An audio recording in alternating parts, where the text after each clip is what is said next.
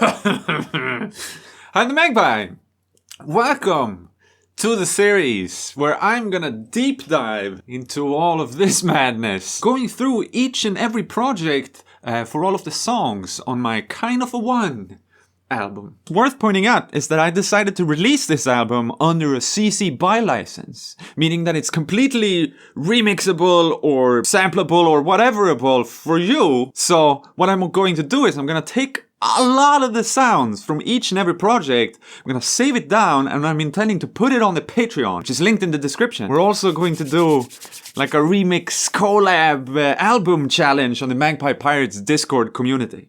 So should probably join both. But this one, being the first one, I'm of course going to dive into the first song, which is kind of an intro. But before I do that, I think that also, since this is the first one, I should talk a little bit about like the general setup in what I have used to produce this album. Because I've done it all more or less in here. It was all on this computer. So I've just transferred the projects over to my newer computer, because this one I think is from 2012. Acer V3 772G with Windows 8.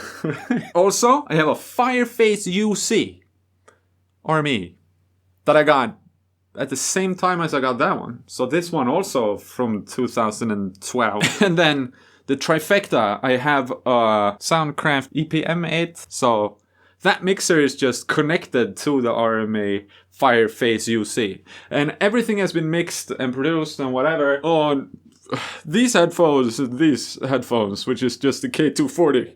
AKG, these are the MK2, but I don't think there's a difference. These are just less gold. And lastly, this is like the main microphone that I also got back in like 2012. It's an AKG C414. Basically everything that I record with that one, or this Philips SBC MD650 that I don't think I've used in this one. But yeah, this one is just because I have this XLR to 3.5mm jack that is connected to a Casio keyboard, because it's so lovely to sing through the effects of old Casio digital lo-fi. So yeah, having said all of those things, those are like the main pieces, and then I can go more in depth in specific sounds and stuff like that. But in the next coming videos, I can just tell you to go back to here. Hello, nice to meet you. And you can just, yeah, now you know. So not a very fancy setup, I wouldn't say. I truly don't believe you need one. And I think that doing like follow-up videos on mixing only on headphones and diving deep into stuff of that sort, and also there might be other follow-ups that might be worth noting down the line. I can do specific videos in regards to that. Like, why don't I have studio monitors or room treatment or money enough to pay for that or space enough to actually. But that's more for the future. Now we're going to focus on kind of an intro. And instead of playing you the song from start to finish here in the video, I might do it at the very end. I suggest you go to the Bandcamp link in the description and you listen to it now. And now you're back. Haha, magic. And everything is just done with Cubase. Actually Cubase 10, but I just upgraded to Cubase 12 now with a new computer. But this is the original project. So I've just pulled it over to this computer and I haven't done any cleaning or instead I want to give you like a very authentic view on how it looks. You see, I don't necessarily name anything. Sometimes I do something where these end up being named something, but I do, however, color things up. So generally speaking, I go very orangey, as you can see here, on voice tracks. And then for drums, I always just keep it gray. And for synths, I go green. And for bass, I go pink. And then for piano and more acoustic sounds, I tend to go into the blue realm for that. So I have like a color coding system, which is really, really necessary for me to have, since, I mean, this is not even an extreme case, but this project has 209 active audio tracks. So there's a lot of just small instances of stuff happening. And I truly just take advantage of the fact that I can make a new audio track to just have this one thing happening there. I don't see the point of keeping it clean when I have the power to just not having to limit myself to just 16 tracks or 20 tracks or anything like that. So, I mean, some of these projects are perhaps a bit overkill. I don't know. It just is what it is. For people who don't use Cubase, to give you a lay of the lands, like these are all the tracks. So all of these little blocks are the things happening, but over here you can see all of the different MIDI stuff that I've done. I try to stay away from MIDI as much as possible because I can't do too much. I mean, that might sound silly when you see me being able to like scroll here and there's like 17 of them, but it starts messing with my computer, or at least it used to do, more so than I hope that it's gonna do now. So it's all a lag mess. So I want to say a couple of more things specifically about kind of an intro before I really jump into it and start showing sounds. First of all, I'm trying to find for each and every song where it started, because most of the songs are started in YouTube videos, but for kind of an intro, I actually was unable, as of this point, to pinpoint if I have started it in a video idea from back in the day. Many of them are started in like, ooh, I did like the toy tape piano, or putting piano strings in a toy piano, or other ideas. But for this one, I was unable to find, which is quite curious because it starts off with these sounds that are very much the type of sounds I would assume are from a video. So for example, this sound, oh yeah, this actually, this is a good thing to talk about, I would say.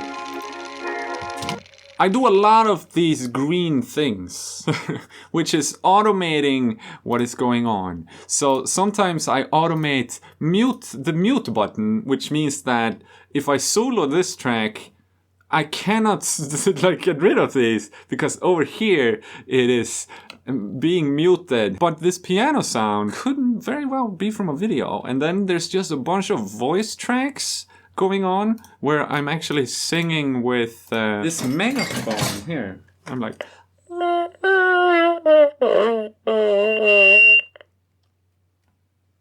and the right ear, left ear is one of those hand cranky, but I sampled it into a clade loop, which is a really peculiar shitty in my woohoo.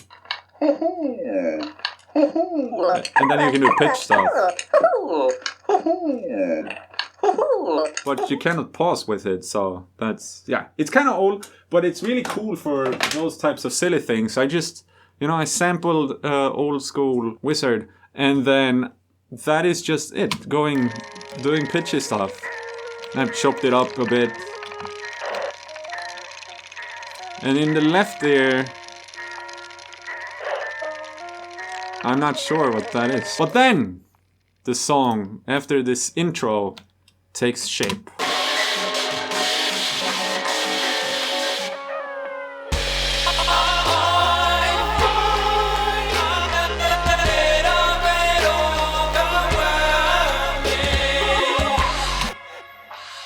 So, maybe a good opportunity to tell you that this is probably, it is likely to be, my most meta song I've ever done. Because I really quickly realized that I wanted this one to be the intro track specifically. And I can point out that it's meta in the title as well. So for all my last albums, I've done an intro song. On my first Magpie album, it's just called Intro. And then on the Cat album, it's like Cat Intro. And then on the Toys album, it's Toys Intro. So now releasing the album called Kind of a One, it's kind of an intro, which is even more so meta because this is very much a song rather than an intro. So just kind of an intro, but more so a song. That's one layer. But when I realized that I wanted this project specifically to be the intro project, or song, I wanted the lyrics to sort of be revolving around that. So I start the song with singing. I find it a little bit overwhelming that right now you're listening to what I'm saying. And this is spoiler alert, I guess. I mean, it is so fine and fair for the lyrics and the songs themselves to mean whatever you want for you personally for them to mean. I have nothing to do with that. I can only say what I was thinking and feeling and doing when I wrote it. So when I go through lyrics and stuff like that, disregard it completely if you want to. It's just the words I've wrote and I can tell you why I've wrote them. And in the specific case of this song, I wrote to you, to the person listening. And so when the song, this being the first things you hear on the album, very meta in the sense that, you're gonna listen to me now. You decided to do that since you're listening to this. That's a lot of pressure.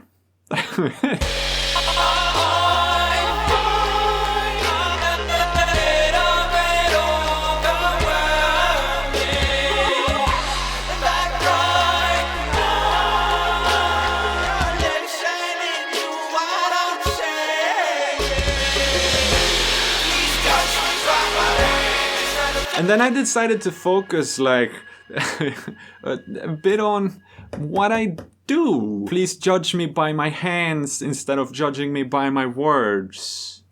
Because instincts makes us act while reason tends to hurt. So it's very much a commentary on how it's been a big part of my sort of output, historically speaking, that I focus very much on doing things rather than saying things. So instead of, it even ties into this series. Instead of telling you how to mix properly or anything of that sort, I'm just going to show you how I do it. It's such a ingrained part of my being that the doings that we do are way more important because that is the truth. Like what we actually do is the truth in who we are rather than what we say, because we have a tendency to lie and stuff like that. So it just is what it is. I don't know, it's been long. I probably had a good motivation back in the day, but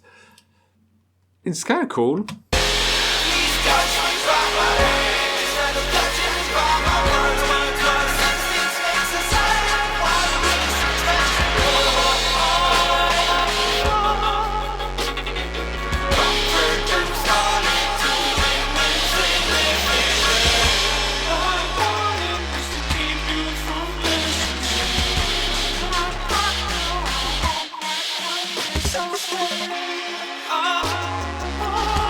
And then I just repeat. But I follow up with, I find comfort and solitude in insignificance, which is just basically commenting on the fact that we're all so goddamn irrelevant in what we do.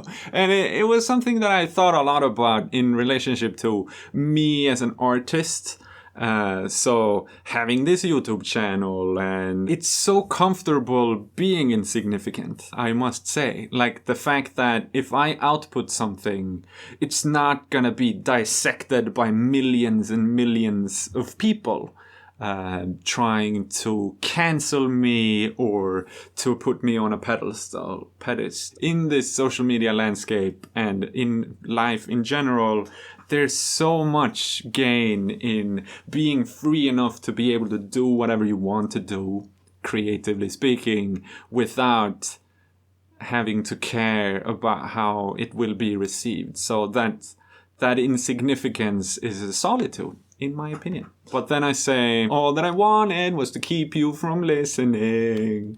Now that I've got you, I won't let you miss a thing. So it's that type of conflict where I don't know. I think an example could be how we're always, or at least many of us, have a tendency to be hesitant to show sort of early stages of something that we're working on, we have a tendency to like cover it or enclose it in the excuses of like, what, this is just, I'm not done with the mixing, or this is just an early idea that I have, I'm gonna work on it, and then we play it and show it. And when we get to the point of playing and showing it, even if we're not finished, and when are we finished really, we're like, so what did you think? Did you like it? So it's a comment on that. After that, I just repeat. And that might be the Philips through the KCO because it's very like lo-fi-ish.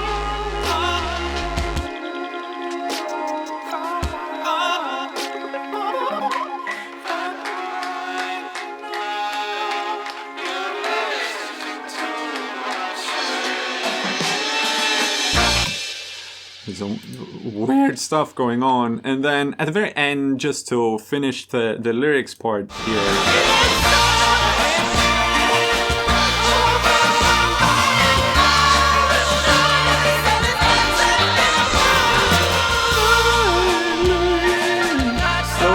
Turns to compulsions, and it's not something I'm proud about. Cuts and bruises. And this,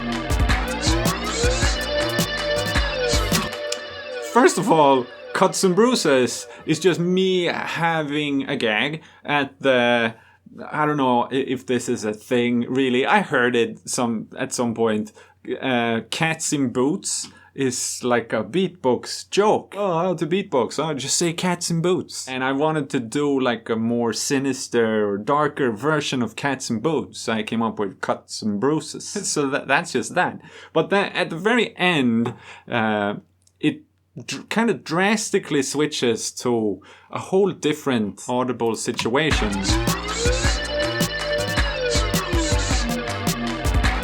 And that's what I like to call a palate cleanser. So if we have a song going, but then I want to prepare you for what's coming next, I want to sort of distract you with something that is just, whoa, okay, what happened now? And that can just be really, really short. And that's just going to give you a clean slate going into the next song. So that is why I did that here. So coming out of this madness of like, ah, ooh, ah, yay! And then it's just. So it's a fun thing that I like to do. I think I do it more than once on this album. And I think it's very effective. It's very effective for me, at least. You can only speak for yourself when you heard this.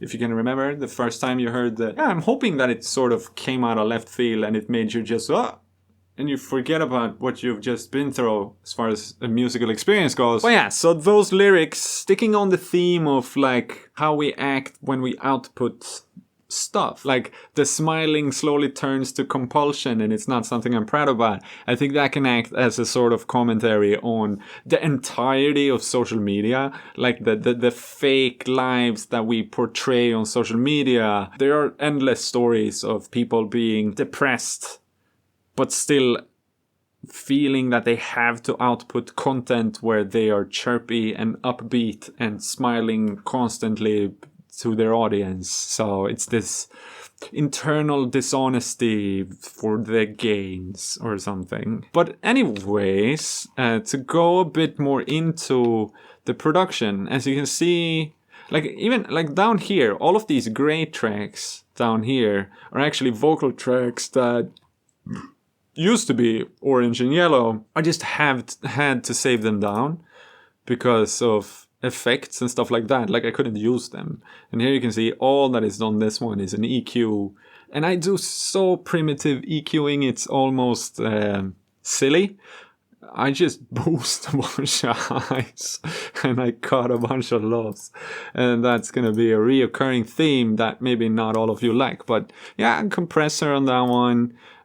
Just the built-in Cubase compressor, I guess. And I don't know why I do it on individual tracks when I could just, they're put in a group. And if we look at the voice group track for this one, maybe we can solo it actually and play it through. Because I think I do like a bunch of automations and stuff that you can see here. Whoa, whoa, whoa, whoa, whoa. Then we introduced more distortion, I guess. The delay, got rid of the delay.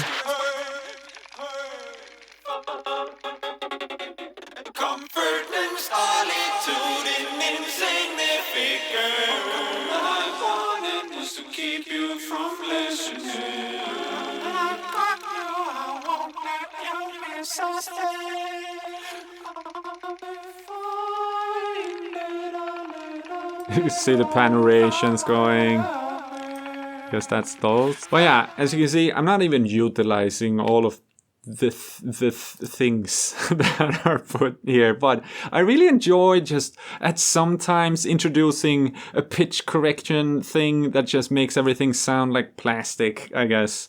That's my take on autotune. I really enjoy that as an effect that can be introduced just as a tiny thing that happens. And I definitely play around so much with this ridiculous amount of things, because whatever you add here, it doesn't have to be going on at all times. Like, get creative with it. And full disclosure, it's 100% something I do a lot when I'm like writing the song. And that's something that I can do a full-on video about. But my process is very much to write the song while I'm producing the song. So sometimes I'm just sitting and my task is supposed to be writing lyrics, but I'm like, okay, sitting with the guitar tracks or something, and I'm just adding effects and just seeing what happens. And then sometimes I turn it off completely throughout the entire thing, but I still leave it there because what's the point of deleting, I guess. So it's a reoccurring theme that there's just way too much going on. But I love it. Anyways, this song is centered very much around these weird piano things that happens in the beginning, like that one. And then I wanted to do a very plasticky bass. And I don't remember what I used to play this bass.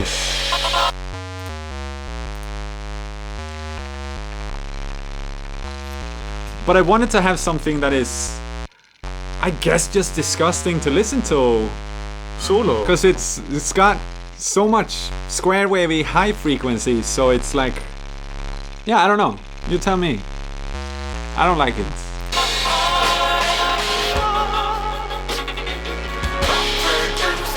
But I remember it being one of the first things I did. And then there's a lot of acoustic drums throughout the album, I should say, and all of those are played by my good buddy Bengt in one single session, and I'm only using just a Zoom recording. So I brought a Zoom to where we access a drum kit, and he's a fantastic, super musical, best friend that I've ever had, grew up with him kind of person. And we were there for a couple of hours, and I had just brought 6 or 7 songs, and he just played to these 6 or 7 songs, and then I can time stretch and I can cut up and I can do stuff like I've done here.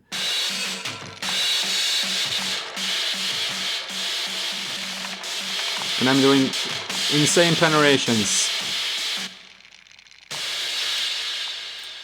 And just having that Zoom, Zoom, it's like a handy recorder. It's just a built-in fucking XY mic or whatever it's called. Because I don't need a kick drum or anything of that sort, actually, because I can do that in Cubase with one of these endless drum kits that I have here.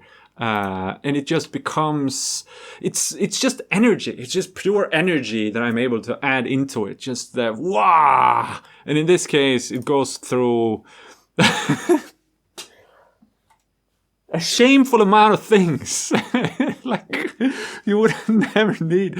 Like, all of these are just stupid EQs that are also the type of EQ that people probably would be ashamed to say that they use. I don't know, but it's just stupid. I don't know why I've done this, but it ended up sounding cool.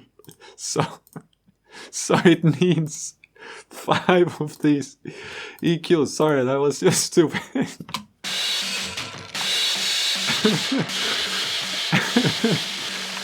Yeah! Here's a cool sound.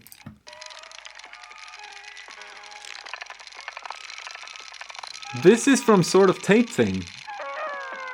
Because I'm doing like a tape slowdown thing. And here's a couple of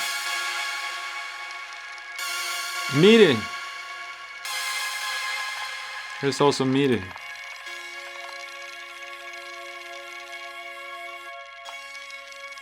And here's also MIDI. I want to show you all the MIDI.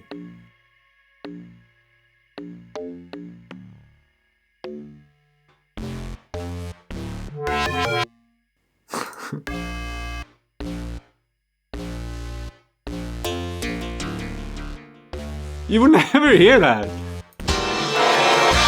this madness.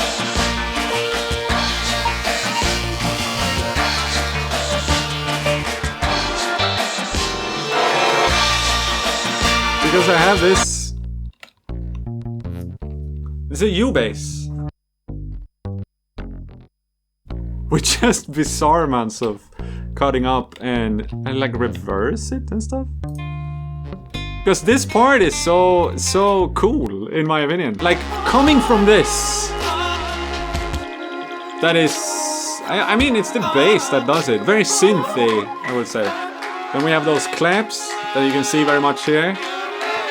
But then I'm going super organic or whatever. And it's me playing violin and stuff. Let's loop it.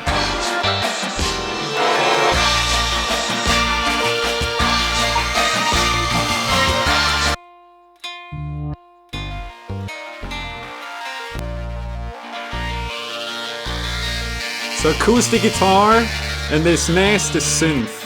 We can get rid of that one for now.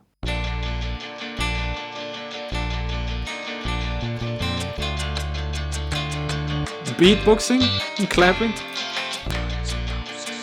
And the cuts and bruises. Cuts and bruises.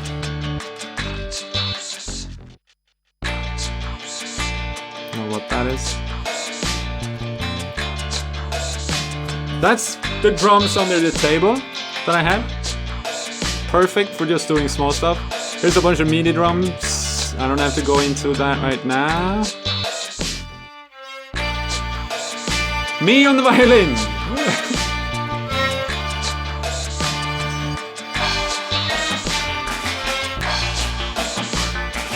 Some sort of synthy. Not sure what synth.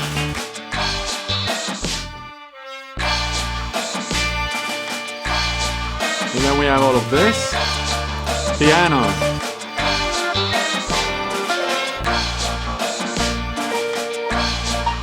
And all of the piano is just my piano that I have, also with a Zoom mic.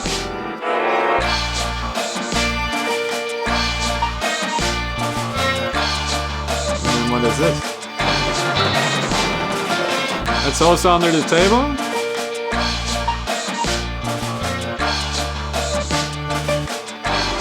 Here's some synth. A violin synth.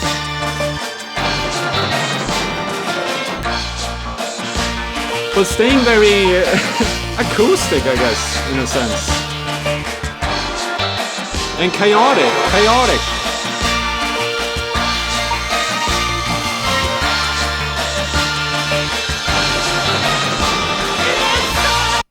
And I really liked silence there. That was cool. That's just smacking the piano and then like reversing it. Ukulele.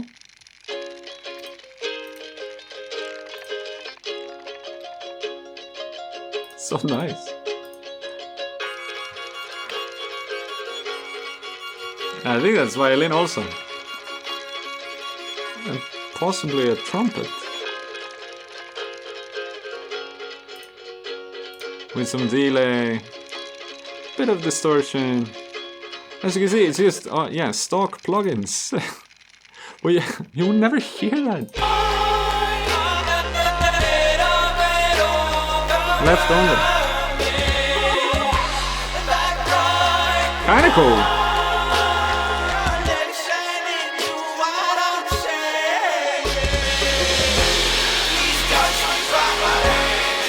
And then all of these piano tracks here.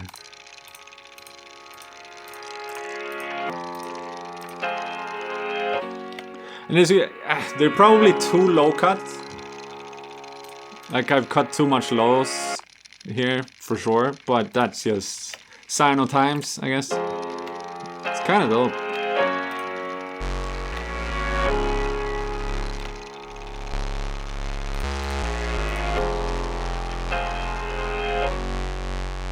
What even is that? It's just breathing.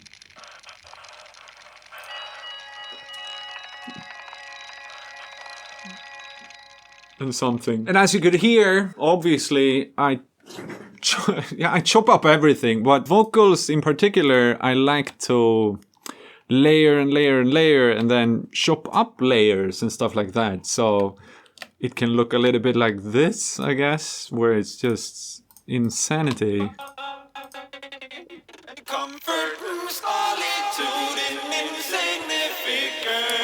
So I like take out different syllables or whatever, but I want it to be audible. I want you to be able to hear what I'm singing. This song definitely being one of the ones where you don't necessarily hear what I'm singing that well because it's so much. I wanted the intro to be loud feeling or high energy feeling, anxiety inducing, but still kind of happy. Like hard to describe, but doing those types of, I know I do one in the beginning, but it's going to be really hard to pinpoint where, but I do like, that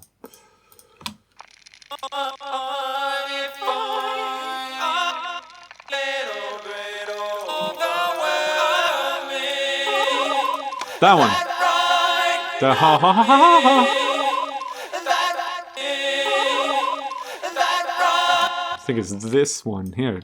That's just done with chopping up and then doing like a built-in pitch shifter thingy. So I just go up.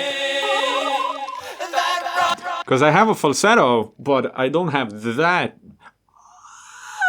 like so high. But so countless hours just spent playing around very much in segments. So like every loop has its very own vocal vibe to it, which is something that I don't do that much with, but it's something that I really enjoy doing from time to time. Since it is kind of static in the production as far as the song goes, like it's just the same loop over and over. The only thing that I switch up is like the bass actually. So it starts off like this.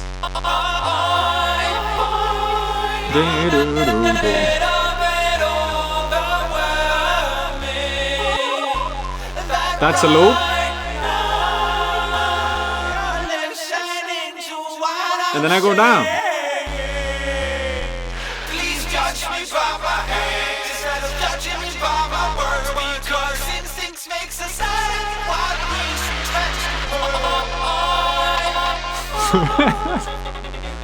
Whoa.